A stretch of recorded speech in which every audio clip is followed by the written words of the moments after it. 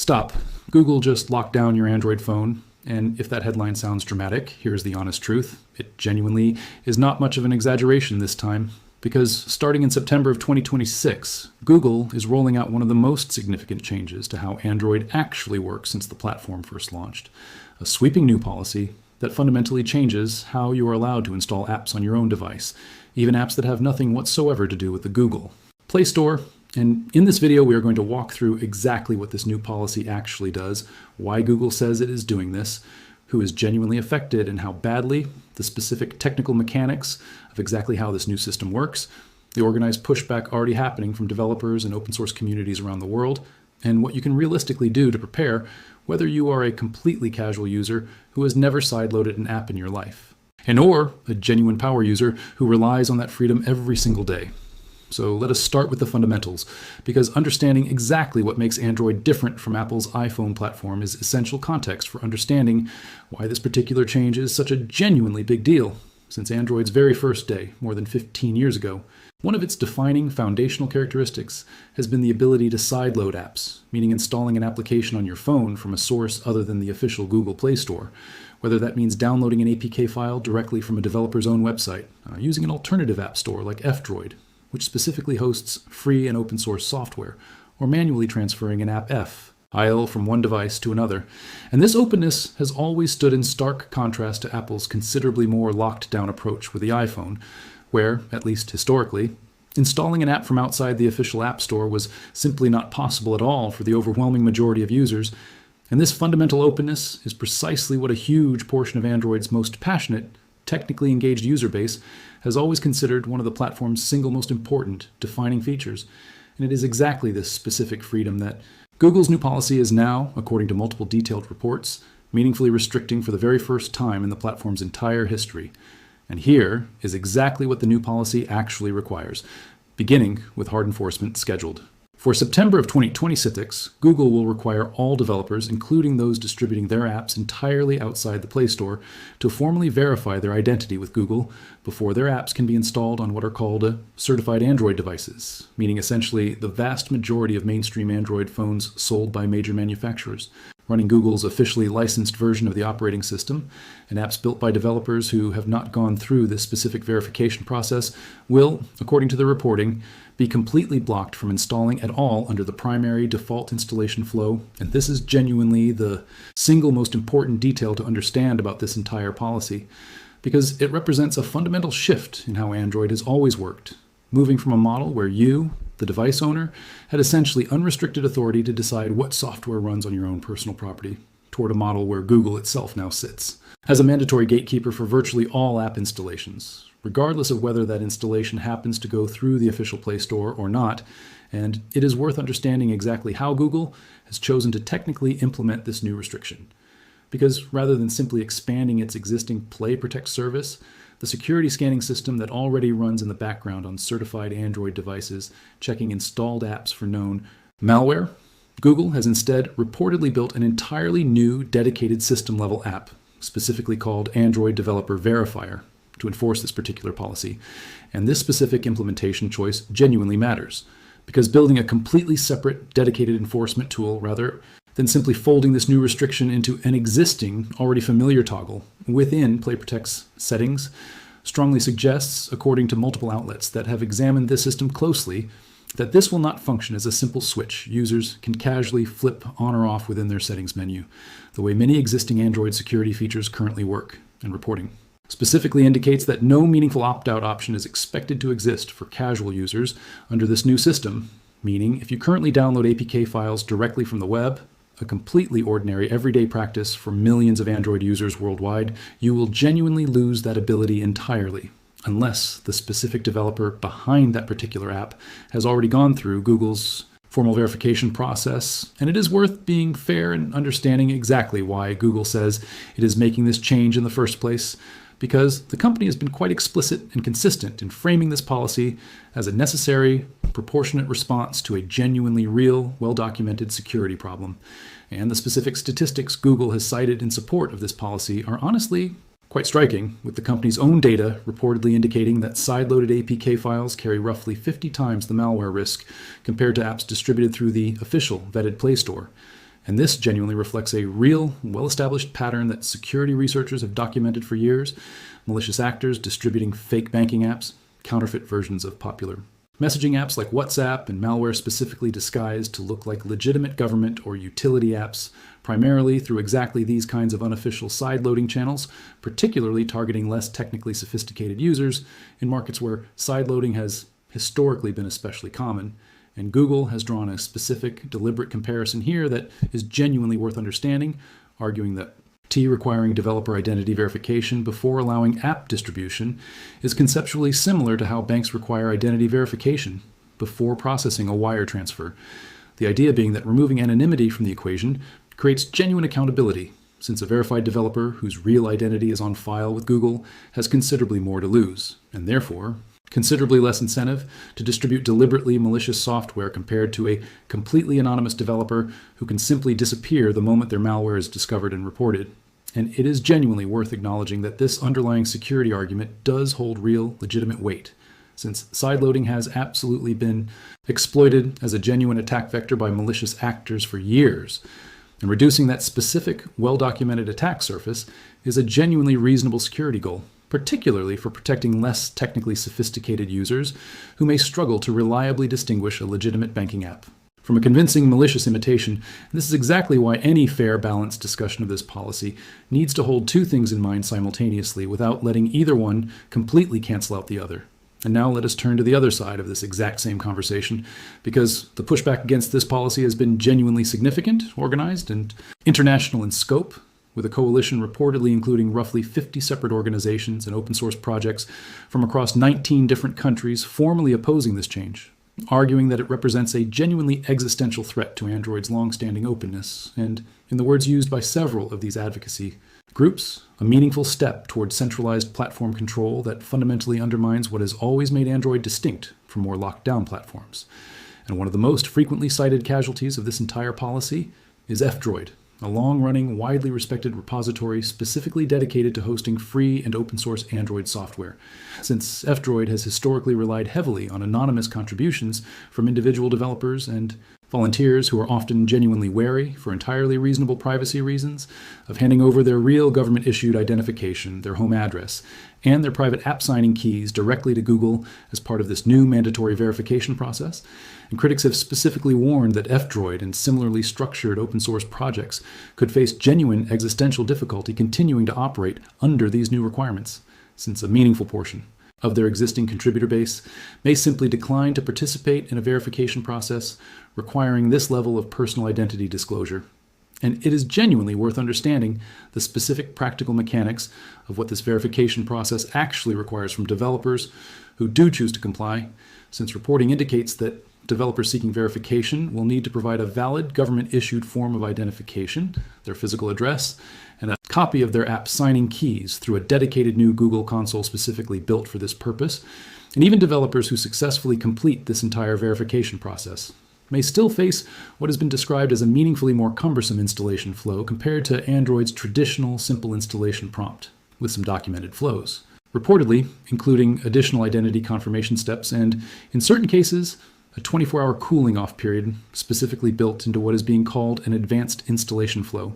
designed for situations involving apps from developers who have not gone through the standard verification process. And there has also reportedly been discussion of a $25 verification fee associated with this advanced flow, specifically adding a genuine financial barrier on top of the administrative and privacy-related burden. This entire process already represents, particularly for hobbyist developers and small, independent projects, operating with essentially no meaningful budget at all.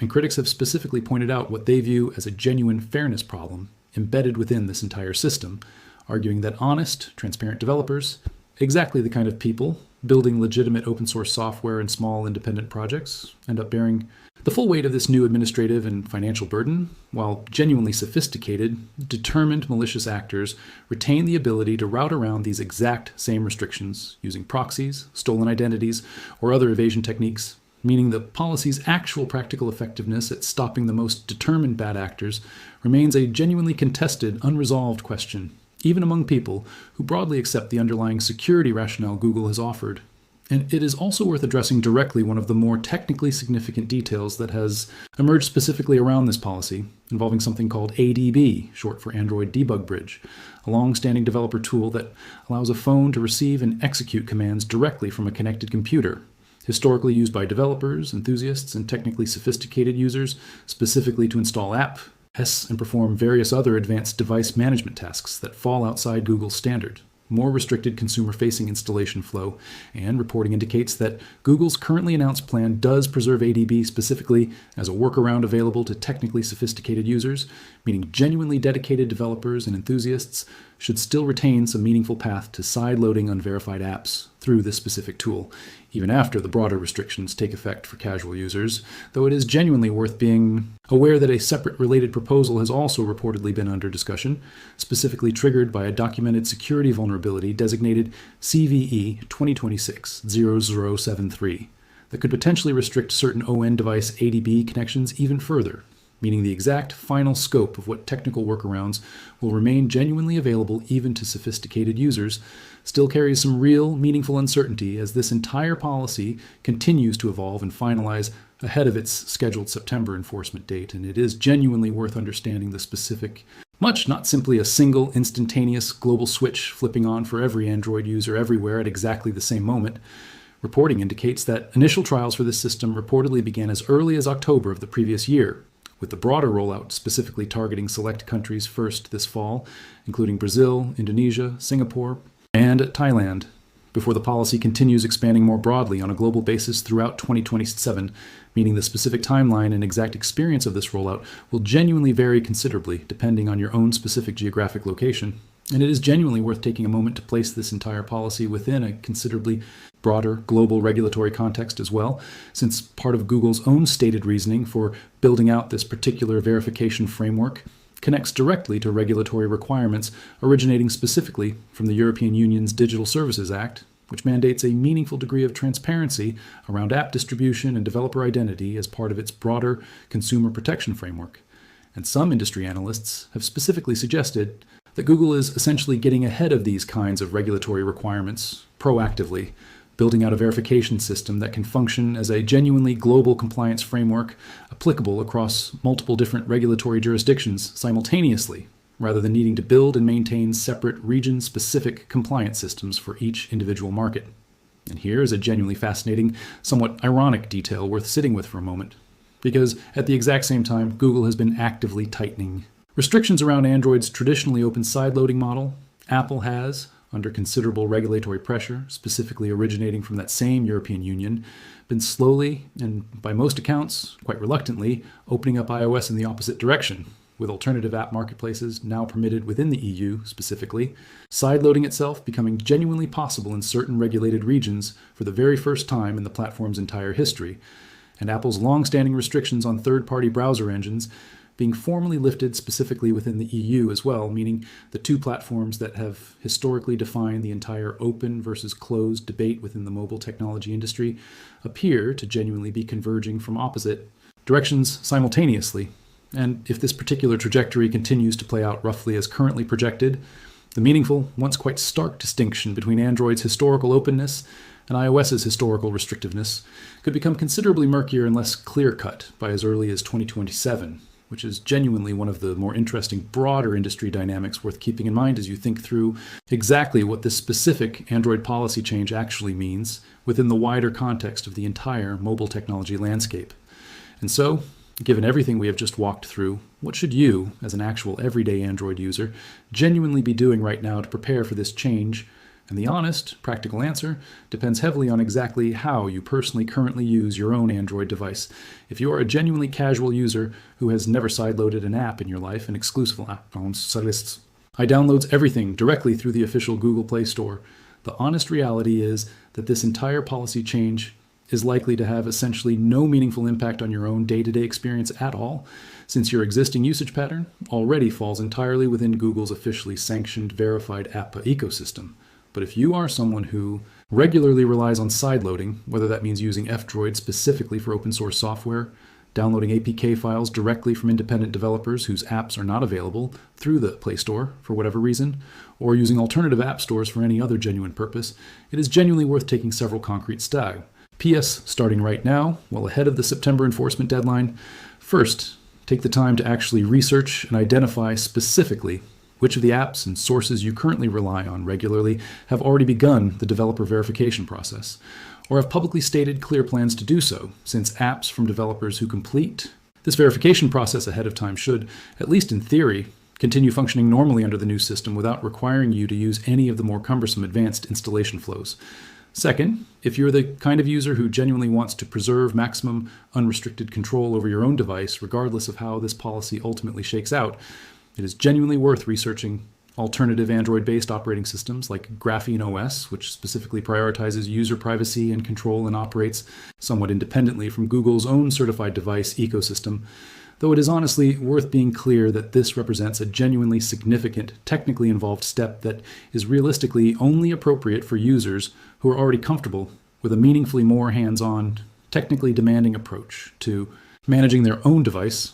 And third, and genuinely most importantly for the broader Android community as a whole, staying informed and engaged with this issue as it continues to develop matters considerably since the organized pushback we discussed earlier from that coalition of 50-plus organizations across 19 countries has already demonstrably influenced Google's own approach, with reporting specifically indicating that Google has reportedly softened certain elements of its originally announced plan and introduced these advanced installation flows specifically in response to this exact kind of sustained public and developer pressure, even though critics continue to argue these specific mitigations remain genuinely insufficient to fully address their core underlying concerns, meaning continued public attention and organized advocacy genuinely does appear to carry real, demonstrated influence over exactly how this policy ultimately gets finalized and implemented in practice. And it is genuinely worth being honest and balanced in our final assessment here, because this is genuinely not a simple,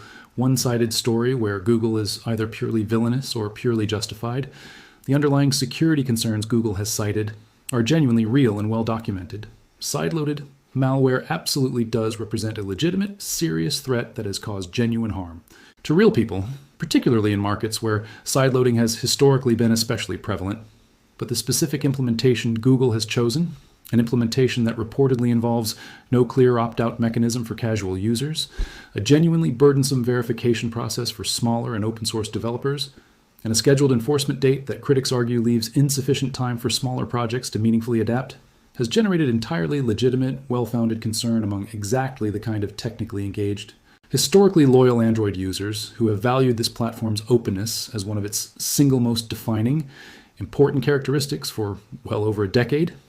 And reasonable, well-informed people can genuinely disagree about whether Google has struck the right balance here between legitimate security concerns and preserving the platform's traditional openness, which is precisely why the story genuinely deserves the kind of continued, sustained public attention we have given it throughout this entire video, rather than either uncritically accepting Google's own security framing at complete face value, or dismissing the entire policy as purely a cynical, anti-competitive power grab without acknowledging the genuinely real security problem it is at least attempting to address. And so, bringing everything together into one final, complete picture, Google is genuinely, meaningfully restricting how Android users have historically been able to install apps outside the official Play Store, with hard enforcement scheduled to begin in September of 2026 across an initial set of countries before expanding more broadly throughout 2027, requiring developers distributing apps through any channel, including entirely independent of the Play Store, to formally verify their identity with Google or risk having their apps completely blocked from installation on the vast majority of mainstream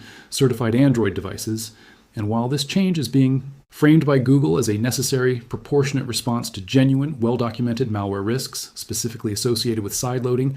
it has simultaneously triggered genuinely significant organized pushback from open-source communities and independent developers around the world who view it as a fundamental, concerning shift away from the openness that has always defined Android as a platform. And whether you personally view this change as a reasonable overdue security improvement or as a genuinely troubling step towards centralized platform control likely depends considerably on how you personally use your own Android device today. But either way, this is genuinely one of the most significant Android policy changes in years, and staying informed about exactly how it continues to develop between now and its scheduled enforcement date is genuinely worth your continued attention regardless of which side of this particular debate you personally find yourself leaning toward.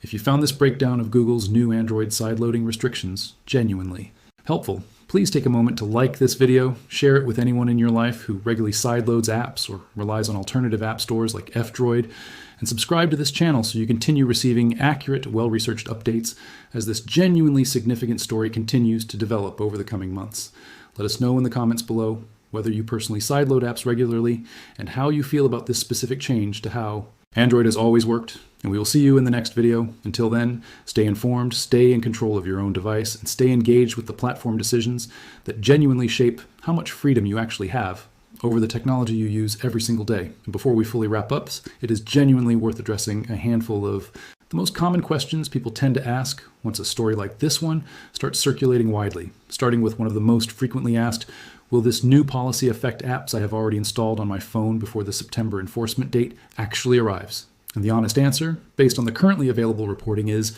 that this restriction is specifically focused on new app installations going forward, rather than retroactively removing apps you have already installed on your device, meaning apps you currently have installed should generally continue functioning normally, though it is genuinely worth understanding that future updates to those same apps could potentially be affected if the developer behind them has not gone through the verification process by the time an update becomes available. Another genuinely common question people ask is whether this policy applies equally to every single Android device worldwide, including budget phones and devices from smaller manufacturers. And the honest answer is that this restriction specifically applies to what Google calls certified Android devices, meaning devices that ship with Google's officially licensed suite of apps and services, including the Play Store itself, which does represent the vast majority of Android phones sold globally, but genuinely excludes certain devices, particularly some phones sold specifically in China and a small number of other specialized devices that ship with a forked, uncertified version of Android that does not include Google's own services at all, meaning those specific device categories may continue operating under entirely different rules altogether. A third question worth addressing directly is whether this change means Google can now remotely delete apps from your phone that it decides it does not like. And it is genuinely important to be precise and accurate here, since the currently reported policy is